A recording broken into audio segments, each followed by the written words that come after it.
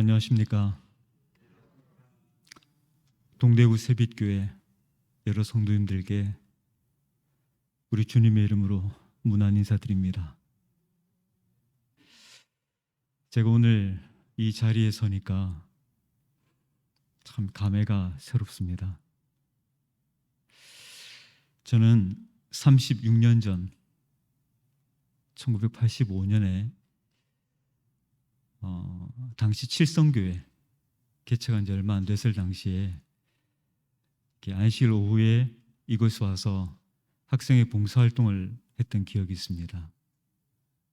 고등학교 졸업하고도 이렇게 이 교회를 제가 다녔었고요. 동부교회는 우리 박상길 목사님 담임하실 때 제가 학생반 교사로 섬겼던 기억이 있습니다. 두 교회가 연합하신 이 특별한 교회에 30몇 년 만에 이렇게 와서 이 자리에 서는 것이 하나님의 특별하신 계획이며 섭리라는 생각을 하게 됩니다. 아마도 제가 드리는 보리떡 같은 말씀이지만 여러분의 인생 속에 깊이 박히는 그런 마음밭이 갈려져 있는 그런 분이 계셔서 오늘 제가 이곳으로 오게 된 것이라고 생각합니다. 하나님 말씀 에스겔 34장 26절 말씀을 제가 읽겠습니다. 내가 그들에게 복을 내리며 내 산 사면 모든 곳도 복되게 하여 때를 따라 비를 내리되 복된 장마 비를 내리리라. 아멘. 우리가 안식일을 소중히 여깁니다만 안식일의 그 길고 귀한 계명 속에도 복이란 말은 한 번 기록되어 있습니다. 복을 참 좋아하는 민족이지만 또 성경이 언제나 복을 약속하지만 읽은 이 말씀처럼 복이 여러 번 언급되어져 있는 성경이 없어요. 복이란 말이 몇 번 정도 기록되어 있는지 보이십니까 혹시? 몇 번 있어요? 3번 있어요. 한 성구 속에 복이란 말이 이렇게 많이 기록된 성구들이 거의 없습니다. 특별한 성구절이죠. 근데 그런 면에서도 좀 특별하지만은 좀 더 특별한 것은 그 내용입니다. 때를 따라 비를 내리되 복된 장마 비를 내리리라. 다음 주에 또 태풍 영향으로 비가 많을 거라 하죠. 가을 장마라는 말이 뭔가 좀 와닿을 만큼 많은 것들이 변했죠. 근데 저는 이 장마라는 말만 들으면은 이렇게 좀 싫어요. 저희 집이 이렇게 바닷가에 있었거든요. 저지대에 있었는데 태풍이 불거나 비가 많이 오면 침수가 됐습니다. 그래서 가슴까지 차오르는 물을 헤치고 도망가던 일들이 기억이 나요. 저희 큰아버님께서 어느 이렇게 그 장마 때 집이 무너져서 돌아가시기도 하셨고, 그래서 저는 장마라는 말이 아주 이렇게 본능적으로 이렇게 좀 거부감이 있습니다. 이 말씀을 읽으면서 참 이렇게 어찌할 바를 모르겠는 거예요. 저는 장마가 싫어요. 근데 성경은 복된 장마 비를 내리겠다고 말씀하세요. 좀 이렇게 충돌이 있었습니다. 여러분 같으면 어떻게 하시겠습니까? 물론 여기서 말하는 장마는 한국의 장마와는 다릅니다. 오늘 우리 허 집사님께서 유대인들에 대해서 이렇게 교육에 대해서 잘 설명해 주셨는데, 유대인들의 풍습이 우리와 비슷한 것도 있지만 좀 다른 것들이 있죠. 이 기후 조건이 그들이 말하는 장마는 우리와는 좀 다르긴 합니다. 근데 저는 그냥 이렇게 장마라는 그게 워낙 트라우마가 컸기 때문에 이 말씀 대할 때 쉽지 않았어요. 이 말씀을 받아들이는 게 그렇게 녹록하지 않았습니다. 톡하고 받치는 거예요. 그러면서 제가 이렇게 이 말씀을 묵상을 하게 되었습니다. 하나님, 복된 장마비가 뭡니까? 그리고 이 복된 장마비라는 것이 장마에 대한 트라우마가 있는 제게는 어떤 교훈과 의미가 되어야 합니까? 이 말씀 싫은데 어떻게 합니까, 제가? 이 말씀을 놓고 기도하고 묵상하다가 그런 생각이 들었어요. 이거는 이스라엘의 풍습 혹은 기후와 관련된 이야기가 아닙니다. 그 옛날의 말씀을 오늘에 받아들이는 저의 소회와 교훈을 나누는 것입니다.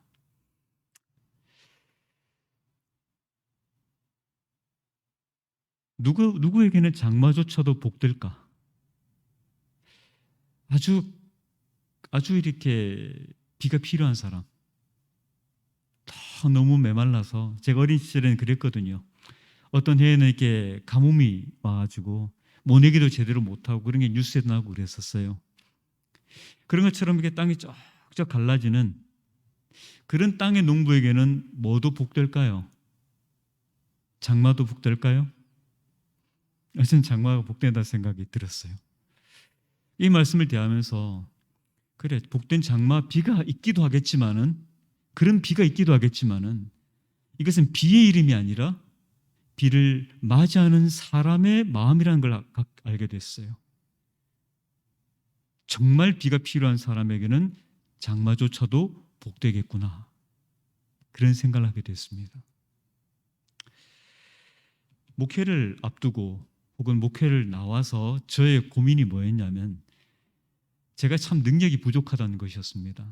보시기도 딱 그렇지 않습니까? 사람도 쪼만해가지고 생긴 것도 작지만 제 마음도 좁고 모자란 것 같았어요.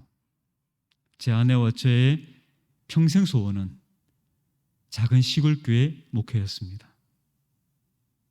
한 번도 하나님이 들어주시지 않으셨고, 앞으로도 작은 시골교회는 목사를 안 보낼 거기 때문에 이루어지지 않을 가능성도 높습니다.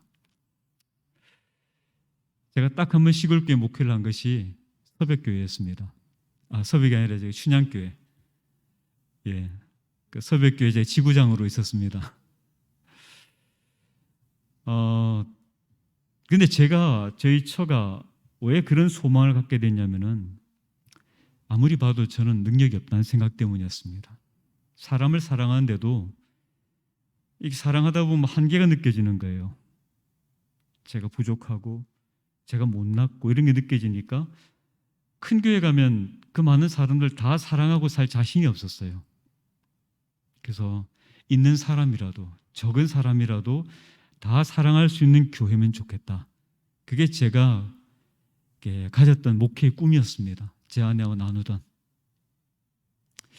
근데요, 그런 이렇게 상황 속에 있었는데,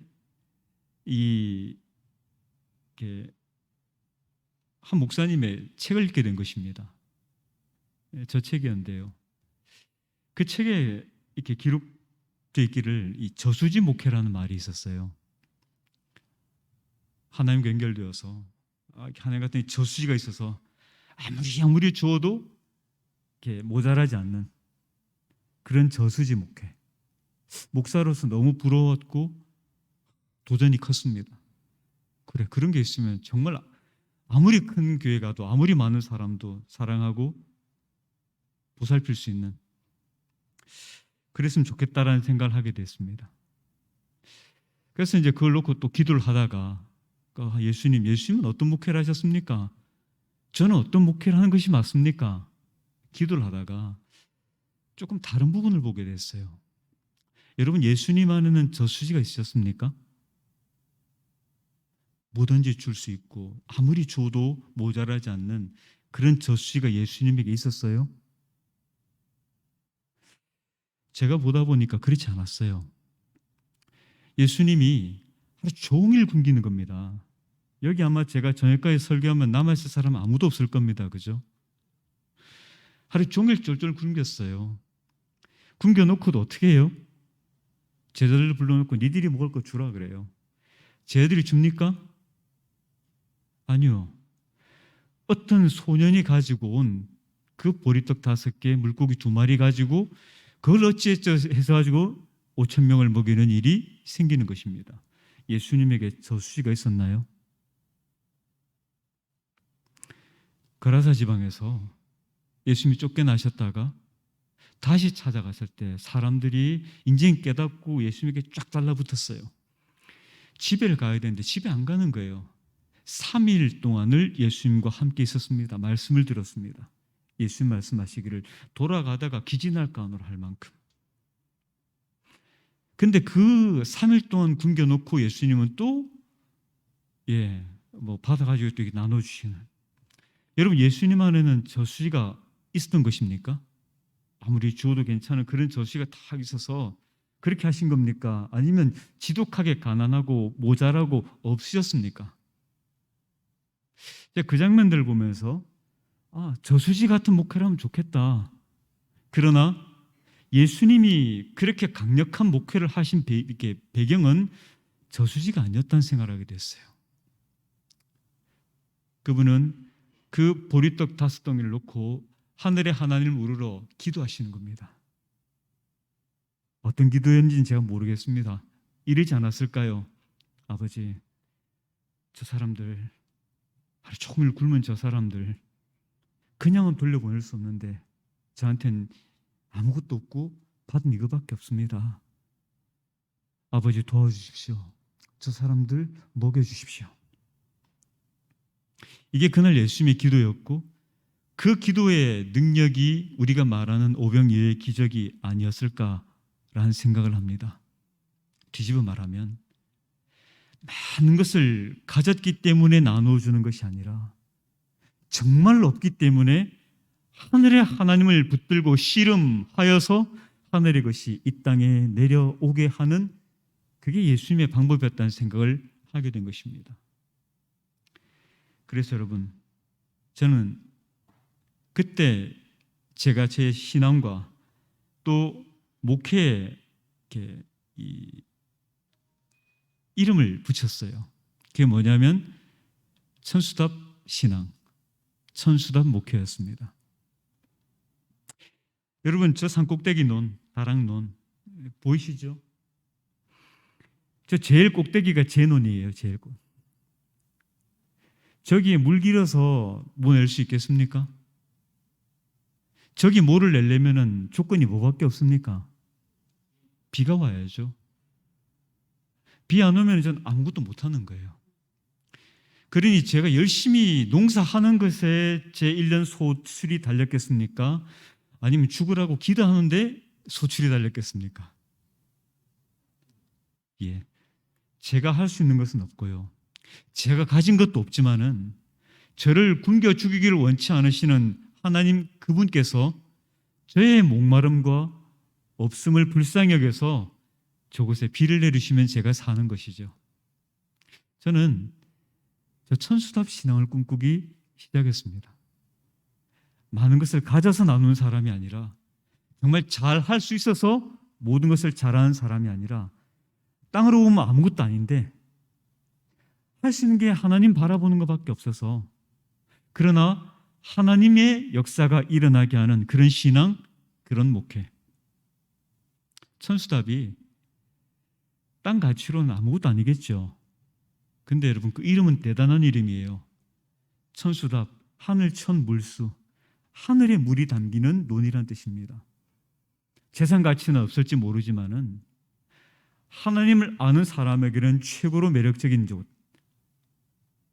이 질그릇에 보배를 갖다고 말할 수 있는 하나님의 것이 담기는 그런 농사, 그런 신앙, 그런 목회, 그게 제 인생의 꿈이 되기 시작했습니다. 그리고 저런 곳에서 농사를 짓는다면은 뭐조차도 복되겠습니까? 장마조차도 복되겠습니까? 비 안 올 때는? 그렇습니다. 어떤 곳에 사는지, 어떤 심정으로, 어떤 목표로 사는지에 따라서 어떤 것이든 복이 될 수 있는 사람, 그렇게 가진 것 없고 못나지만 하늘을 바라보는 사람, 그게 제 신앙의 꿈이 되기 시작했습니다. 이걸 깨닫고 나니까요, 성경이 그렇게 보이기 시작했습니다. 또 그렇게 사신 믿음의 선배님들을 많이 보게 되었습니다. 여호와께서 아브라함에게 이르시되 너는 너의 본토 친척 아비 집을 떠나 내가 네게 지시할 땅으로 가라. 지시한 땅입니까? 제가 오늘 여기 올 때 주소를 딱 치고 온 것입니다. 그죠? 그러니까 내비게이션 따라오는 거죠. 근데 아브라함은 지시받은 주소가 있었어요? 없었습니다. 무슨 땅? 지시할 땅. 하지 않으셨어요. 아무것도 몰라요. 갈 바를 알지 못했단 말은 갈 바를 알려주지 않았단 말과 똑같은 말이에요. 근데 여러분 갈대아우르는 제가 이렇게 이 고고학을 좀 이렇게 보다 보니까 어마거대한 도시였어요. 그 당시 이미 수직 화장실이 있었고요. 저 어릴 때도 수직 화장실 없었어요. 저희 집에는. 축전지가 있는, 건전지가 있는 대단히 발달된 문명의 도시, 그리고 정말 거대한 부가 있는, 많은 사람들이 그것을 지나치면서 부동산적으로도 대단한, 거기다가 아버지 이름만 대면은 몇 대는 먹고 살 만큼 빽이 든든한 최고의 도시에서 야만인의 도시, 주변인의 땅, 아무 희망 없는 그 가나안으로 가라고 명령을 받은 거예요. 여러분, 내가 잘할 수 있는 것, 내 아버지의 빽이 있는 곳, 그곳에서 잘하면은 그 잘된 열매는 누구 것이 될까요? 누구에게 영광이 될까요? 자기 자신이나 자기 집안의 영광이 되겠죠. 근데 아무것도 없는 땅, 가면 죽을지 살지도 모르는 진짜 야만인의 땅에 가가지고 뭔가 잘 됐어요. 그럼 그건 누구 영광이 될까요? 아브라함 정말 대단한 사람이야. 그런 곳에 가서도 성공해. 될지도 모르겠지만은 하나님이 아브라함에게 가나안으로 가라 하신 말씀의 뜻은 그게 아니었던 거예요. 하나님만이 영광을 받으시는 곳, 사람은 아무것도 아닌 곳, 마치 천수답처럼 그거 자체는 아무것도 아닌데 하나님을 바라보는 그 사람을 통해서 하나님의 능력과 영광이 드러나게 되는 그 땅이 가나안 땅이었던 것입니다. 조건, 경쟁력, 그게 자기 자신에게는 아무것도 없고 오직 하나님만이 자기의 조건이 되고 경쟁력이 되는 그런 곳으로 하나님은 아브라함을 가게 만드셨고 아브라함은 그런 땅을 향해 나갔던 것입니다. 천수답 신앙의 조상이었다고 저는 생각을 합니다. 근데 이 아브라함이 그곳에 가서 참 답답한 세상을 보냈습니다. 누가 하나 알아준 사람 있나요? 근데 거기서 어려움도 많이 겪었죠. 근데 지지리도 고생하고 어려움 겪고 살다가 이 말은요, 이 가나안 땅의 한 왕이 아브라함에 하는 이야기인 것입니다. 같이 한번 읽어보시겠습니까? 시작. 네가 무슨 일을 하든지 하나님이 너와 함께 계시도다. 아브라함이 거부가 됐습니다. 진짜 그냥 빈주먹으로 떠난 사람이 대단한 족장이 됐어요. 그러니까 견제를 많이 받았죠. 근데 이렇게 해먹이면 이렇게 해먹인 대로, 저렇게 해먹이면 저렇게 해먹인 대로 망하지 않고 잘 되는 거예요. 계속 괴롭히다가 왕이 마침내 하는 말이 이 말인 거예요. 네가 무슨 일을 하든지 하나님이 너와 함께 계시도다. 너의 성공은 뭐다? 아무리 봐도 네가 잘난 게 아니라 너의 하나님이 너와 함께 하시니까 네가 이렇게 잘 되는구나 라고 된 것이죠. 아브라함을 보았더니 누가 보인 겁니까? 하나님이요. 아브라함이 얼마나 잘난 사람인지, 얼마나 훌륭한 사람인지가 보이는 게 아니라 어딜 가든 뭘 하든 그를 보면 하나님이 보이는 거예요. 야, 저런 사람을 이렇게 성공하게 하는 것 보니까 하나님이 계시네. 하나님 진짜 훌륭한 분이네 라는 생각이 드는 것이죠. 예수님도 이런 삶을 사셨습니다. 나를 본 자는 누구를 보았거늘? 아버지를 보았거늘. 예수를 보면 예수가 보여요, 안 보여요? 안 보이고 아버지만 보일 만큼 자기 자신은 낮추고 없고 초라하고 마른 땅에서 나온 연한 줄기 같고 그렇게 보잘것없는데 그를 보면 누가 보인다고요? 아버지가 보인다고요. 아멘. 저는 이 신앙의 선배들을 통해서 신앙의 핵심이 무엇인지, 무엇을 바라보고 무엇을 드러내며 살아야 하는지를 보게 되었습니다. 내가 못날수록 하나님은 더 영광스럽게 드러나는 것을 알게 된 것입니다. 나중에 아브라함이 땅을 하나 샀어요. 사라가 죽고 난 다음에 사라를 묻을 매장지를 사러 나갔더니 그 헷 족속들이 그런 말하는 것입니다. 당신은 우리 가운데 하나님의 방백이시오니 어떻게 돈을 받고 땅을 팔겠습니까? 그냥 가져가십시오. 여러분, 헷 사람들은 인류 역사상 가장 잔인한 민족 랭킹 1, 2위를 다퉈요. 아시리아 민족, 히타이트 민족, 가장 잔인한 민족이에요. 그런데 그렇게 잔인한 민족들이 이 아무것도 아닌 아브라함을 바라보면서 뭐라고 말해요? 당신은 우리 가운데 있는 하나님의 방백입니다. 돈 받고 못 팝니다. 그냥 가져가십시오. 아브라함을 보면 뭐가 보이는 거예요? 하나님이 보이는 거죠. 그의 위대함이 보이는 게 아니라 그는 오직 하나님으로 일컬어지는 하나님의 사람이었던 것입니다. 이 자리에 계신 모든 분들이 이 중요한 동대구 세빛교회가 사람을 보든 교회를 보든 하나님이 보이는 천수답 신앙인, 천수답 교회가 되시기를 우리 주님 이름으로 축원합니다.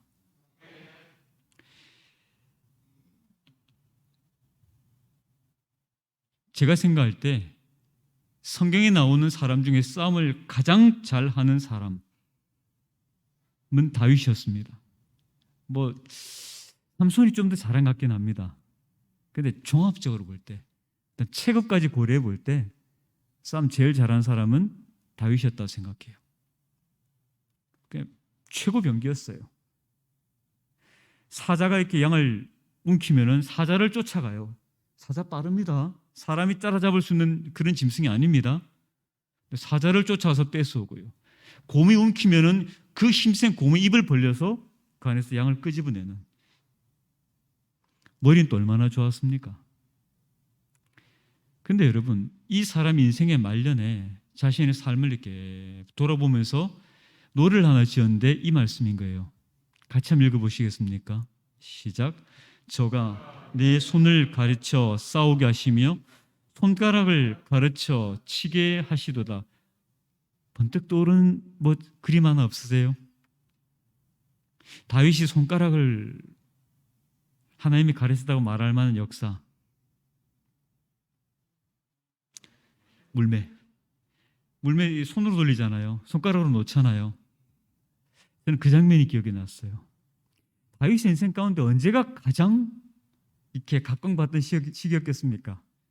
언제 가장 존중받았겠습니까? 여러분, 저는 왕보다는 골리앗을 쓰러뜨렸을 때였다고 생각합니다. 근데 그 장면 기억하면서 다윗의 입에서 흘러나온 말은 내가 그때 이 물매 연습 억수로 많이 했다고.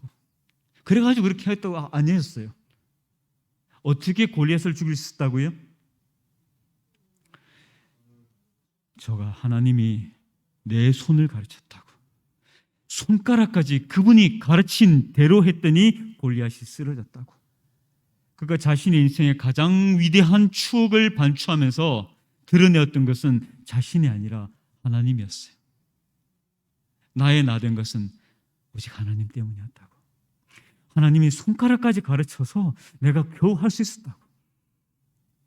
여러분, 그가 드러낸 것은, 그가 그렇게 위대한 사람이 된 것은 그 자신의 위대함이 아니라 손가락까지 가르치시는 하나님이었습니다.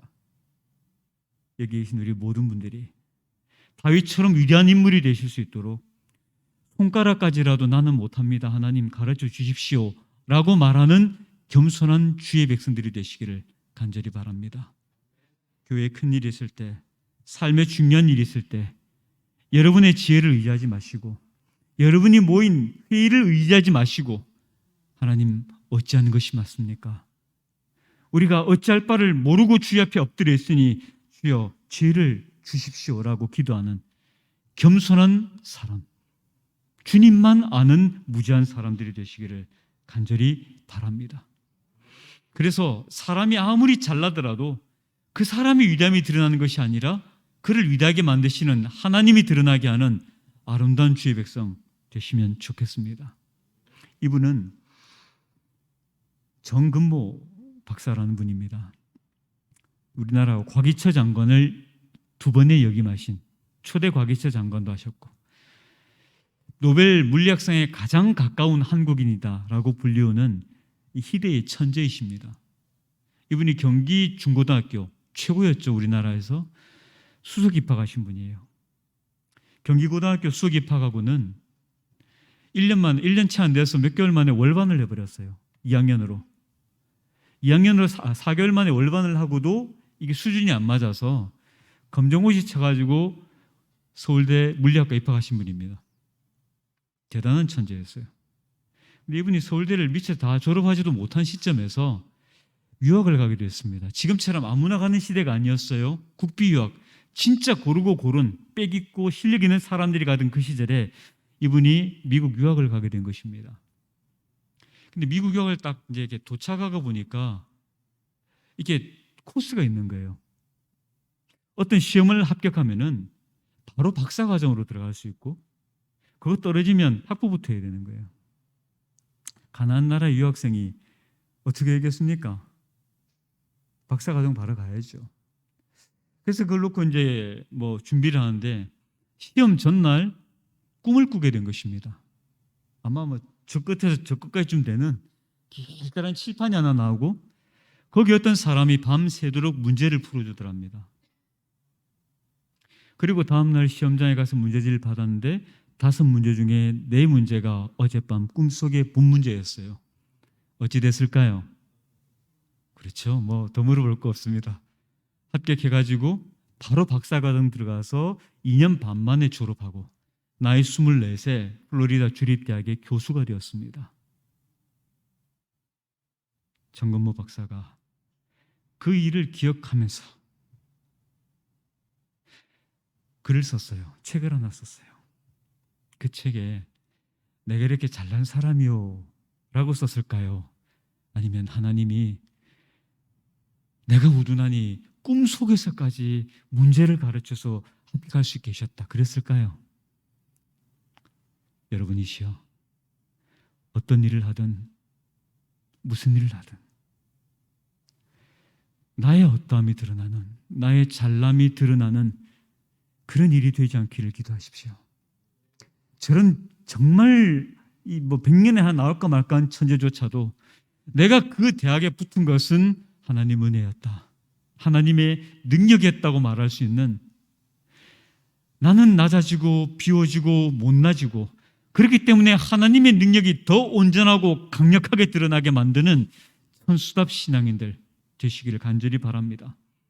이 땅에서는 별 이렇게 매력 없지만은 하나님을 본 사람 입장에서는 하늘물이 담기는 최고의 논이 되는 천수답처럼 내 자신은 못나고 어리석지만은 그런 나를 통해 하나님의 은혜와 능력이 흘러나가는 주의 백성 다 되시기를 간절히 바랍니다.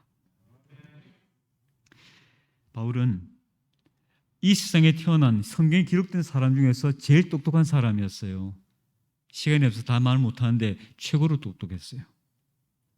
그가 철학의 본고장, 그 가운데서도 새로 된 일밖에 말하지 않는 얼리 아답터, 최고의 철학자들이 모이는 곳에 가서 입을 딱 열었더니 다른 사람들이 이렇게 말합니다. 저 말장이가 뭐라 하는지 한번 들어보자. 여러분, 옛날 그리스의 철학자들은 철학만 하는 사람들이 아니에요. 웅변학, 수사학, 시, 말하고 글 쓰는데 최고 도사들이에요. 입을 열면 누구도 막을 수 없는 그런 대단한 수사를 가진 그런 사람들이 바울을 보고 이야기하기를 말장이 말 진짜 잘한다 그랬어요. 그리고 입 딱 닫아버릴 만큼. 바울은 그렇게 말을 잘하고 똑똑한 사람이었어요. 그런데 여러분, 그의 말년에 고린도 교회에서 교인들이 불평을 하는 것입니다. 우리 바울 목사님, 제발 설교 좀 잘하면 좋겠어. 왜 그렇게 설교를 못한대?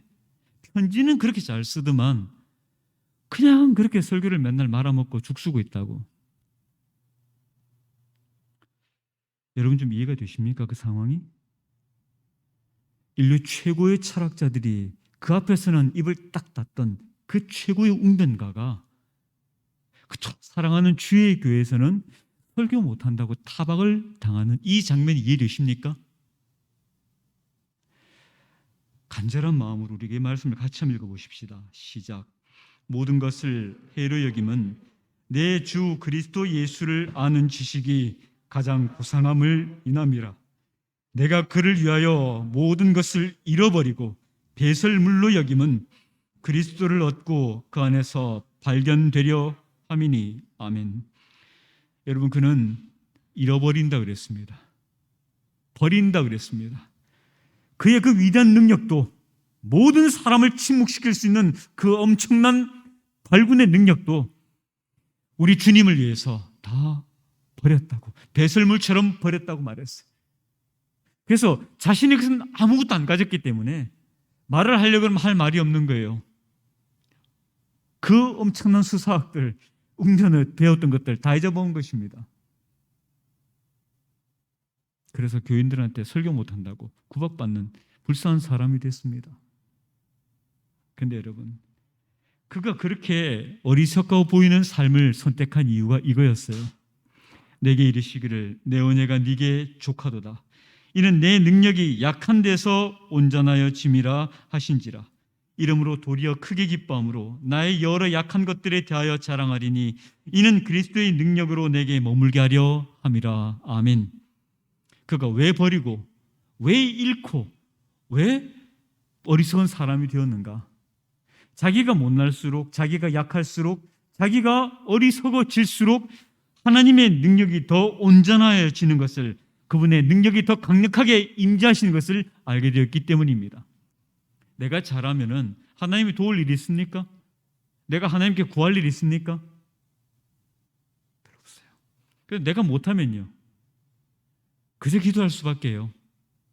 하나님 도와주시면, 안 도와주시면 저 죽습니다, 이렇게밖에 안 되잖아요. 그러니 누가 임하시는 겁니까? 하나님의 능력이 임하시는 겁니다. 그러므로 여러분, 성공하려고 발버둥 치지 마시고, 뭔가 많은 것들을 알고 가지려고 하지 마시고, 하나님 안에서 하나님 밖에 모르는 어리석은 사람이 되시기를 주 이름으로 촉구합니다. 이것이 그리스도의 능력이 내게 머무는 방법이에요. 알량한 내 능력으로 세상을 부딪히고 살아가는 것이 아니라, 내 능력 얼마나 되든지 다 내려놓고 이걸로는 안 되니 하나님 능력으로 살게 해주십시오. 나는 부족하고 없습니다, 모자랍니다고 말하는 가난하고 약하지만은 주님 때문에 강력한 주의 백성의 이치인 것입니다. 선수답 신앙인, 바울처럼 가진 것조차도 다 내어버리는 선수답 신앙인 되셔서 주의 능력이 그에게 임하는 행복한 백성들 되시기를 간절히 바랍니다. 이렇게 사는 이유는 하나님의 능력이 내게 머물게 하기 위함인데, 그 하나님의 능력이 머물게 하는 데는 중요한 목표가 있어요. 대저내가 가라앉은 자에게 물을 주며 마른 땅에 시내가 흐르게 하며. 여러분, 제가 왜 천수답 신앙이 되고 싶어 하는가? 첫째는 하나님의 능력으로 살고 싶기 때문에 그렇고요. 두 번째는 제가 천수답 신앙인 목마른 사람이 되면 제 주위 사람들이 복을 받기 때문에 그런 것입니다. 비가 안 와요. 쫙쫙 땅들이 갈라지고 농부들의 마음도 다 갈라져요. 그런데 여러분, 문전옥답 관계수가 잘 되어 있는 그곳에서도 모를 못 내고 있는데 산꼭대기 제 눈에 뭘 낼 수 있겠습니까? 제가 뭐 할까요? 이제 기도해야죠. 할 수 있는 게 그밖에 없으니까. 제가 그렇게 간절히 기도하니까 하나님이 어떻게 하겠습니까? 저 굶겨 죽이면 안 되시니까 비를 내리시는 거죠. 근데 제가 기도했으니까 제 눈에만 비가 오겠죠. 대답이 없으십니까? 그런 거 아닙니까? 제가 기도했는데 제 땅에 비가 와야지, 그거 아니에요? 뭐 그렇게 자신이 없으십니까? 하나님이 비와 햇빛을 선인과 악인에게, 죄인과 의인에게 분간없이 주시는데 제 땅에만 주시면 하나님입니까? 아니요. 근데 제가 그 비를 탁 맞으면서 말입니다. 이거는 나한테 주는 비니까 니들한테 가면 안 돼 그러면서 막 논에 물꼬를 막 높이겠습니까? 어떻게 할까요? 제가 제 논에 물꼬를 툭 쳐버리는 거죠. 그리고 제 논에 내린 비가 흘러가게 만들 겁니다. 언제까지? 모든 논에 물이 찰랑찰랑, 그 비어버린 젖수에 물이 가득 차기까지. 제가 천수답 신앙이 되고 싶은 것은, 제가 목마르면, 제가 없으면 저를 위한 하나님의 능력이 저를 통해 이 땅에 흘러나갈 것이기 때문에 그런 것입니다. 누구에게 물을 준다고요? 목마른 사람에게. 어느 땅에 시내가 흐른다고요? 마른 땅에. 뒤집어서 말하면은 목마른 사람 없으면 물 줄 일이 없고요, 마른 땅이 아니면 시내가 흐를 일도 없다는 뜻입니다. 저는 이 땅에 물을 흘리기 위해서, 이 땅에 시내가 흐르게 하기 위해서 먼저 마르는 사람, 주님 저 말라 죽습니다, 물 좀 주십시오 해서 저를 통해서 샘이 흐르고 시내가 흐르게 하는 그런 그리스도인이 되고 싶은 것입니다. 산꼭대기 제일 높은 곳에 제 다락론이 세상의 물을 흘려내는 샘이 되고 흐르는 시내가 되게 만드는 그런 물구 신앙이 제가 꿈꾸는 신앙, 꿈꾸는 목회의 모습이에요. 그러므로 여러분, 부디 나 혼자 잘 먹고 잘 사는 그런 이기적인 신앙인들이 안 되시기를 간절히 바랍니다. 오늘날 기독교가 이렇게 대책 없는 욕바지 종교가 된 이유는 그리스도인들의 이기심 때문입니다. 우리 주님은 우리를 위해서 자기를 버리시게 하셨는데 우리는 다른 사람을 이용해서까지라도 내 욕심을 채우고 있는 것입니다. 왜 교회가 들어가면 땅값이 떨어집니까? 이기심 때문이죠. 교회가 주변에 빛이 되고 주변에 득이 되고 그럼 땅값이 올라가야죠. 우리 동대구 새벽교회는 어떤 교회입니까? 이 교회가 없으면 안 된다고 주변에서 그런 칭송받는 교회십니까? 저거 언제 나가나 손꼽아 기다리는 교회십니까? 여러분의 개인적 삶도, 교회의 사명도 이 물꽃신앙, 우리가 있음으로 주변이 잘 되는 그런 놀라운 축복의 근원이 되시기를 간절히 바랍니다. 아브라함이 하나님 이렇게 말씀하셔요. 이제 후로는 내 이름을 아브라함이라 하지 아니하고 아브라함이라 하리니 이는 내가 너로 열국의 아비가 되게 함이니라. 아브라함이라는 말의 뜻은 고귀한 아버지라는 뜻이에요. 잘난 아버지죠. 근데 아브라함은 만민의 아버지, 열국의 아버지인 거예요. 아브라함이 왜 가나안 땅으로 갔는가? 천하 만민이 네 자손으로 말미암아 복을 얻게 하기 위해서 갔습니다. 네가 잘나고 네 자손이 잘 살게 하기 위해서가 아니라 그와 그 후손을 통해서 천하 만민이, 천하 열국이 복을 받게 하기 위해서 간 것입니다. 여러분의 교회가 이 자리에 30몇 년간을 존재한 목적이 무엇입니까? 이루어야 될 사명은 무엇입니까? 이 교회가 잘 되는 것이 아니라 주변의 사람들이 복을 얻게 하기 위해서인 것을 한순간도 잃어버리지 않으시게 되기를. 우리의 이기심이 아니라 우리 주님의 간절한 그 사랑의 마음을 헤아리고 주변을 복스럽게 만드는 천수답 교회를 만드시게 되기를 간절히 바랍니다.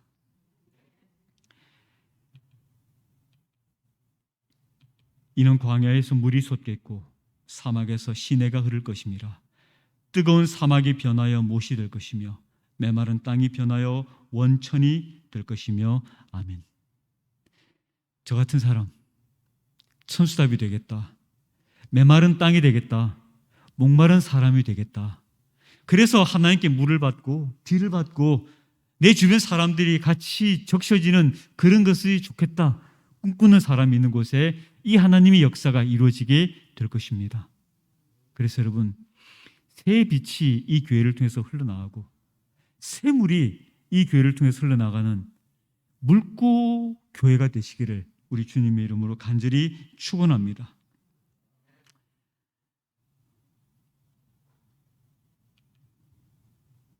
예수님께서 말씀을 참 많이 하시는 분이었어요. 아까 말씀드렸듯이 3일 동안도 말씀을 하셨어요. 근데 십자가에서는 딱 7마디밖에 안 한 걸로 기록되어 있습니다. 가장 중요한 순간에 모든 스포트라이트가 집중되어 있는 온 우주의 이목이 집중된 그 순간에 오히려 주님은 극도로 말씀을 아끼셨어요. 그런데 그렇게 아끼시던 그분이 한 말씀 하시기를 내가 목마르다 하셨어요. 여러분, 이 말씀 이외에 예수님이 자신의 육신적 고통에 대해서 언급하신 일이 있는지 찾아와 보십시오. 내가 배고프다 하신 일이 있습니까? 내가 아프다 하셨습니까? 그렇게 채찍에 맞으시면서도 그분 아프다 하지 않으셨어요.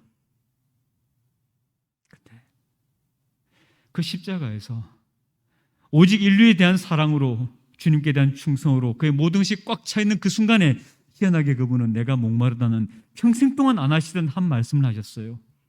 왜 그럴까요? 그렇게 목마르셨어요? 견딜 수 없으셨을까요?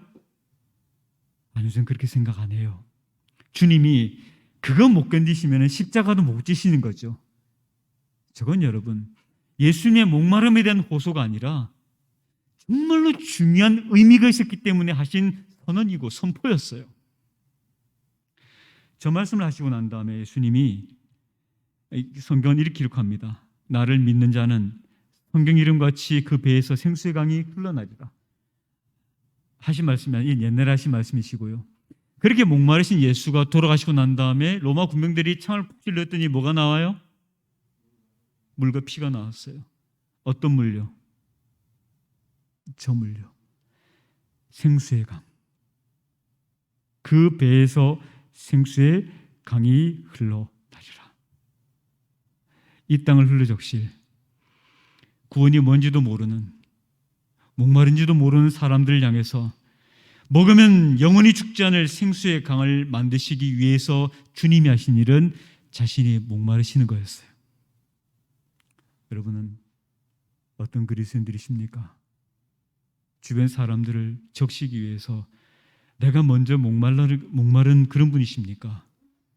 주변 사람 불쌍하고 배고픈 사람 위해서 내가 먼저 배고픈 사람이십니까?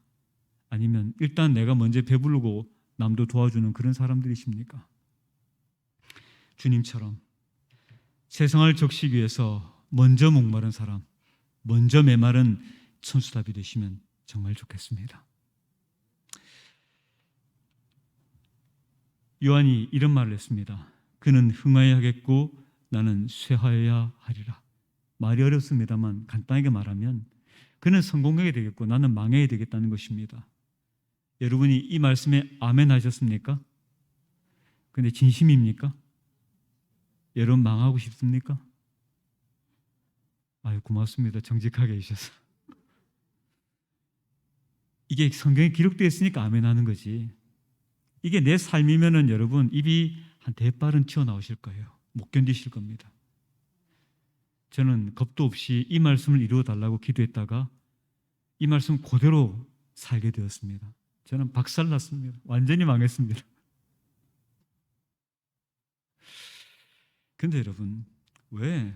그는 흥하였고 나도 고물이라도 먹으면 좋겠다 그러면 안 될까요?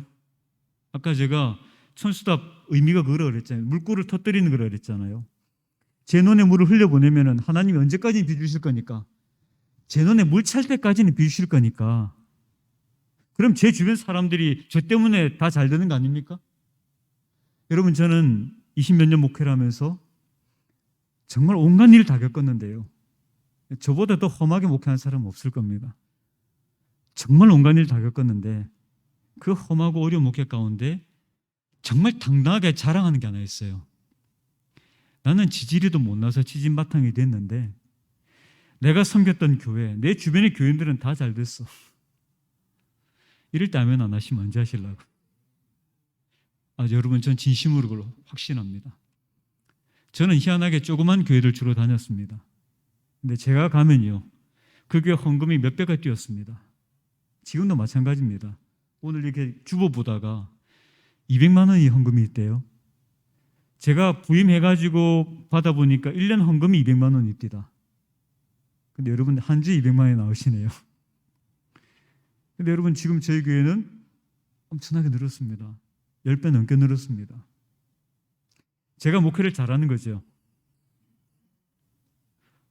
대답을 안 하십니까? 여러분, 제가 못나고 제가 어리석고 하나님 저 할 줄 아는 거 아무것도 없습니다. 부르신 분은 하나님이시고 여기 가라신 분은 하나님이시니까 하나님 책임지십시오. 저를 보내신 분 하나님이니까 도와주십시오. 그러니까 교회가 복을 받고요, 교인들이 복을 받아요. 11조가 늘어나요. 저는 교인들한테 11조 내라는 얘기 안 합니다. 목회 24년 하면서 이 교회 와가지고 교인 2명한테 딱 11조 내란 말 2번 해봤습니다. 그전에 해본 적도 없고요, 헌금 내란 말도 해본 적 없습니다. 근데 이상하게 교인들이 11조를 많이 내고요, 복을 많이 받고 교회가 잘 돼요.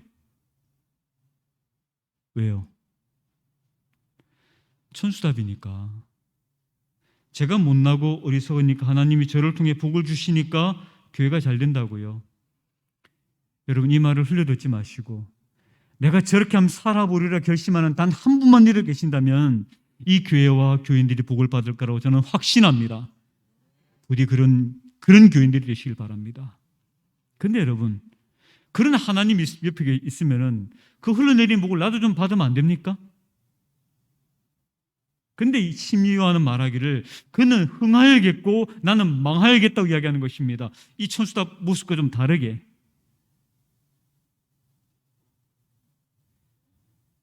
여러분, 이것이 저는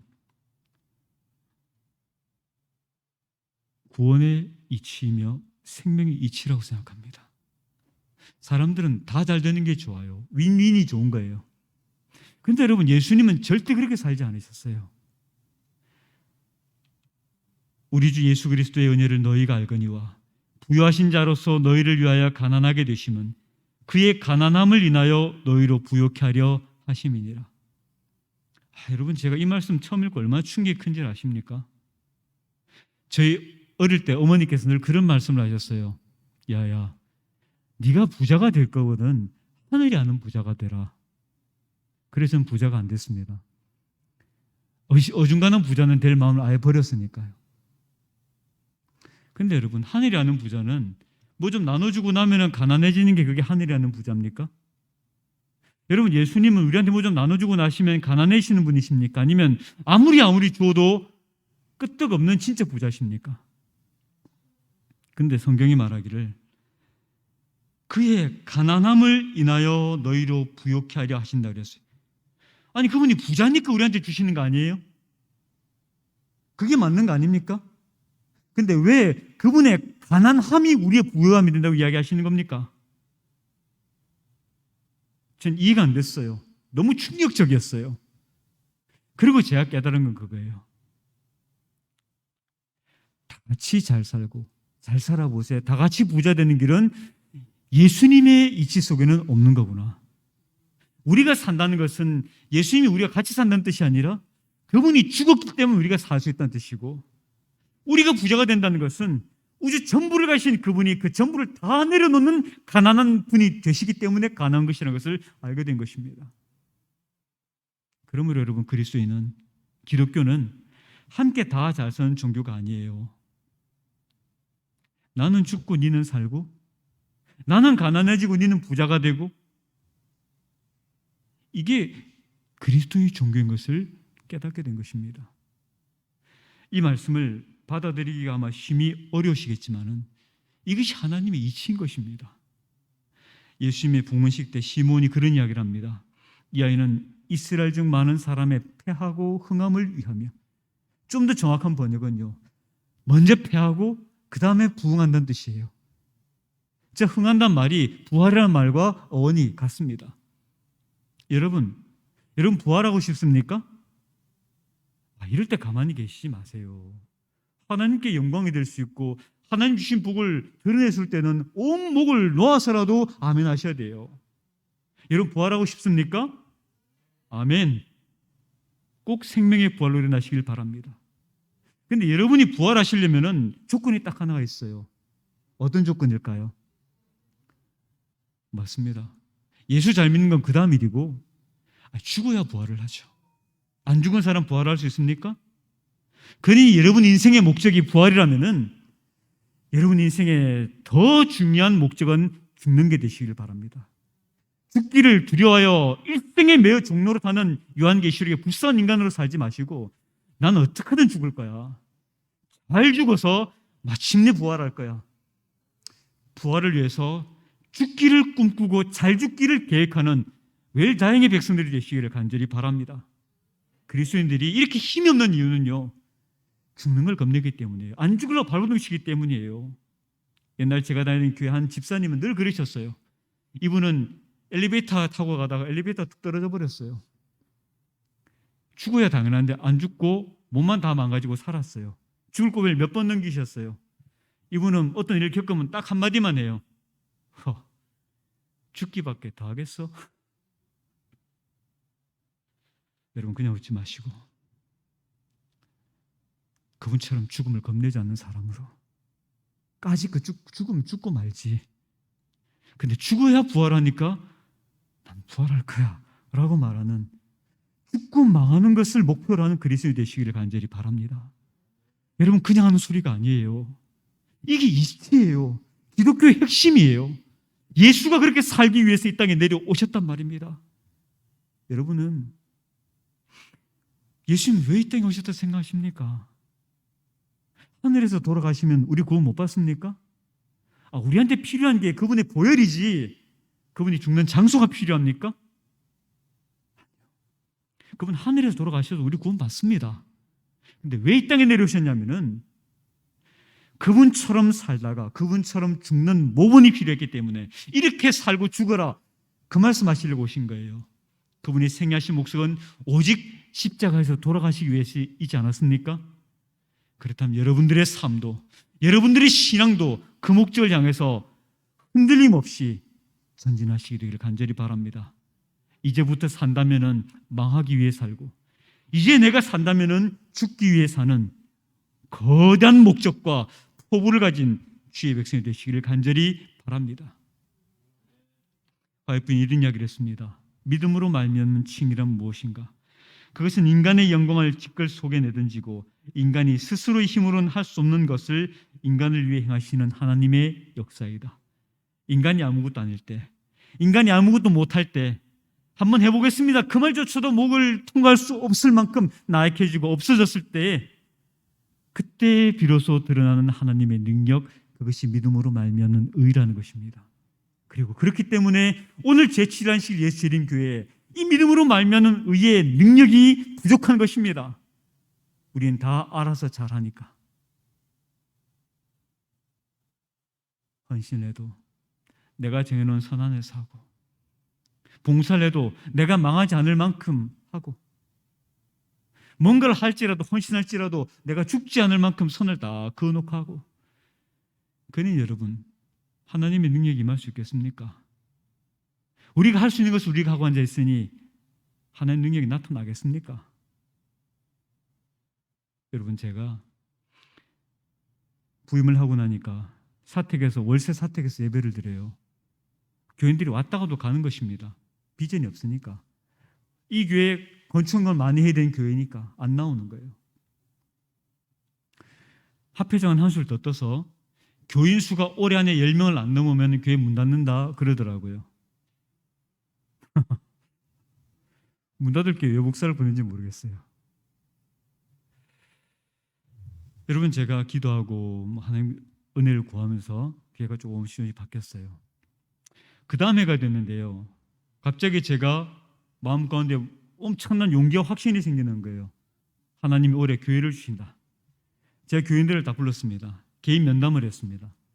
올해 우리 교회가 생길 거니까 우리는 그 교회를 주시면 받을 수 있는 그릇을 마련해야 된다. 준비를 하자. 그 전까지 교인들이 아무것도 안 했어요. 식사도 안 하고 준비 안 하고 그냥 왔다가 몸만 왔다가 가는 그런 그냥 개척교회였어요. 그래서 제가 이제 우리가 이리 되면 교인들도 영혼들도 많이 들어오고 할 거니까 당신들이 이제 교회 봉사하는 법들을 배워라. 그래서 이제 그걸 다 가르쳤어요. 그리고 교회가 생길 거니까 위해서 기도해라. 교회가 어떻게 생깁니까? 1년 헌금이 200만 원인데 가니까 초등학생 5명, 어른 2명. 그 어른도 한 달에 한 번씩 나오는 교인들. 뭔 수로 교회가 생기겠습니까? 근데 여러분, 그 전에 어떤 일이 있었냐면은 우리 대구지구 묘지 있지 않습니까? 저거를 합해 주자고 목회자 모임에서 누가 이야기를 하는 거예요. 그래서 제가 대구 온 지 1년밖에 안 됐지만 안 된다 그랬습니다. 그것이 어떤 것이든지 간에 대구 지구 묘지면은 목사들이 결정해서 주는 건 안 된다. 대구 지구 총회에서 결정해서 하는 게 맞다. 그랬는데요. 그 대구 지구 총회에서 이렇게 했는데 결정이 안 나가지고 이게 한 1년 가까이 끌린 겁니다. 그렇게 끌리다가 갑자기 이게 땅이 수용이 되면서 한 3억 가까이 돈이 나오게 됐어요. 근데 합회에서 우리한테 돈은 주기 싫고 그 대구지구 묘지 판 돈을 보상금을 저에게 주도록 이제 이야기를 한 거예요. 그래서 여러분 갑자기 그 보상금이 들어와가지고 저희가 교회를 샀습니다. 저희가 10원짜리 하나도 헌금 안 했을 때입니다. 저희 교회 건축금은요, 그 교회 사가지고 등기 마치고 예배 들어가던 첫 안식일에 저희가 교회 건축 헌금을 작정했습니다. 우리 힘으로 한 겁니까? 아니요. 기이한 하나님의 능력이 희한하게 그런 일을 하게 만들었어요. 여러분, 제가 못났기 때문에 저는 하나님이 축복하신 거라고 확신합니다. 제가 잘나 보십시오. 많이 가져서 보십시오. 그런 기적 경험 못합니다. 동대구 세빛교회가 그런 하나님의 기적으로 새로 하시기를, 망했기 때문에 부흥할 수 있고 죽었기 때문에 부활할 수 있는 그 이치를 깨달아서 망하는 교회가 되시기를 주의 이름으로 간절히 바랍니다. 혹시 이분을 아시는 분 계십니까? 이분은 이름 아마 들어보셨을 것입니다. 이렇게 갑자기 제가 이름이 기억이 안 납니다. 미우라 아야코. 제가 정말 존경하는 그리스도인입니다. 여자분이에요. 일본의 참 기독교인이에요. 근데 이분 이야기를 제가 좀 드리면서 이야기를 정리하려고 합니다. 이분이 안 죽을 만큼 아픈 사람이었어요. 그래서 결혼도 아주 늦게 했습니다. 왜냐하면 결혼하면 남편한테 짐이 되니까. 하고 싶어도 결혼하지 않았어요. 그런데 저 남편이 미우라 아이코보다 연하의 사람이에요. 그리스도의 심정으로 섬기며 살겠다고 막 하게 돼가지고 늦게 결혼을 했어요. 근데 그렇게 늦게 결혼해가지고 이제 알콩달콩 사는데 남편은 이렇게 직장인이에요. 돈이 많이 없어요. 그래서 이 미우라 아야코가 집에 있으면서 조그마한 가게를 하나 낸 거예요. 오늘 우리 식으로 말하면 슈퍼를 하나 낸 겁니다. 근데 일본 사람들이 원래도 친절하지만 죽게 하듯 하라, 이 말씀을 가진 그리스도인이니까 얼마나 친절했겠습니까? 친절하고 뭐 물건도 잘 갖다 놓고 뭐 하다 보니까 장사가 점점 잘 되는 것입니다. 그러니까 하나님 복을 받았다 생각하고 기쁘게 잘 살고 있는데 어느 날 저 이렇게 잘생긴 남편이 탁 들어오더니 이 미우라 아야코 앞에 무릎을 톡 꿇는 거예요. 그러고는 하는 말이, 여보, 우리 가게 그만둡시다. 너무 청천벽력 같으니까 왜 그렇게 생각하세요? 내가 보니 말이요, 이때까지 하나님의 축복을 받아서 가게가 잘 된다 생각했는데 이건 하나님 복이 아니요. 우리 옆집 저쪽 건너집 가게들이 지금 다 망하게 생겼습니다. 우리 집이 너무 잘 되니까 손님들이 다 우리 집으로 오니까 다른 가게들이 망하게 됐다는 거예요. 아브라함처럼 그를 통해서 천하 만국이 복을 받아야 되지. 우리가 잘 되고 남이 망한다면 이게 어떻게 하나님이 주신 복이겠소? 우리 가게 그만둡시다. 미우라 할 거 들어보니까 그래요.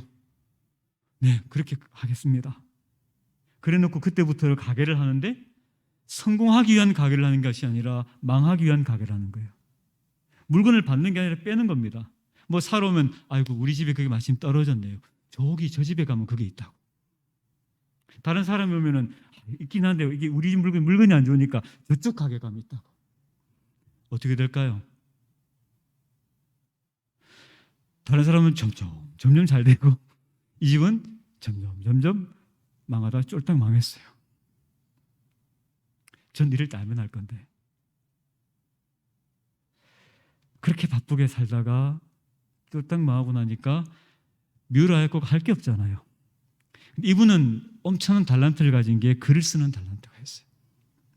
글을 이렇게 이제 쓰기 시작하다가 시간이 너무 많으니까 넉넉하게 글을 쓴 거예요.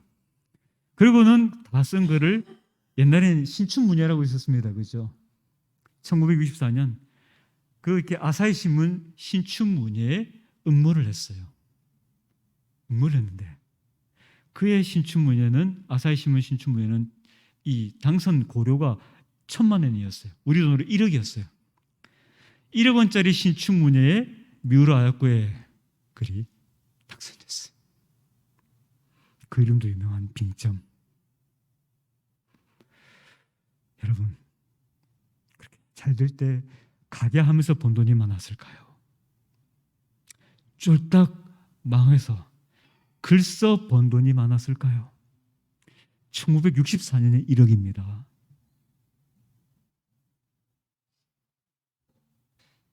말씀을 정리하면서 이 자리에 계신 모든 분들이 저 미우라의 것처럼 망하기 위해 사는, 천수답 되기 위해 사는, 주변을 복스럽고 덕스럽게 세우기 위해서 오늘 내가 망하고 모자라고 없어지고 약해지는 우리 주님의 참 이치를 깨닫고 실천하여 나와 주변을 하나님의 나라로 바꾸는 위대한 주님의 백성들 되기를 바라면서 말씀을 드리겠습니다.